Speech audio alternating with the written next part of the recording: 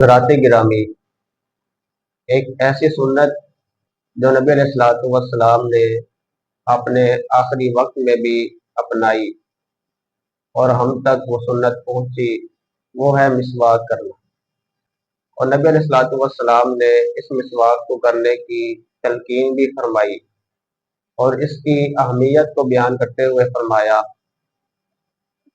کہ لولا ان اشق علی امتی لامرتهم بالسواک عند کل صلاۃ،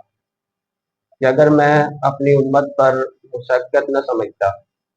تو میں ان کو ہر نماز کے ساتھ مسواک کرنے کا حکم دیتا۔ یعنی کہ اتنی عظیم سنت اور اتنی اہم سنت کہ جہاں پر نماز کے لیے وضو ضروری ہے،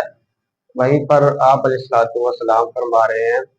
ساتھ میں ان کو مسواک کا بھی حکم دیتا کہ جب یہ نماز پڑھنے کے لیے آئیں ساتھ مسواک بھی کر کر آئیں۔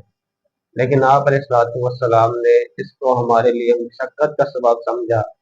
کہ ہر ایک بندے کے لیے یہ انتہائی مشکل ہو جانا ہے کہ وہ مسواک کو تلاش کرے اور اس کو کر کے پھر نماز پڑھے، تو اس لیے آپ علیہ الصلوۃ والسلام نے اس کو لازم قرار نہیں دیا۔ لیکن ہمیں اس سے اس کی اہمیت کا پتہ چلتا ہے کہ یہ انتہائی زیادہ اہم سنت ہے، اور وہ سنت ہے جس پر آج عمل انتہائی زیادہ کم ہے۔ تو ہمیں چاہیے کہ ہم مسواک کو لازم کریں اور کوشش کریں کہ ہر نماز کے ساتھ ہم اس کو کیا کریں۔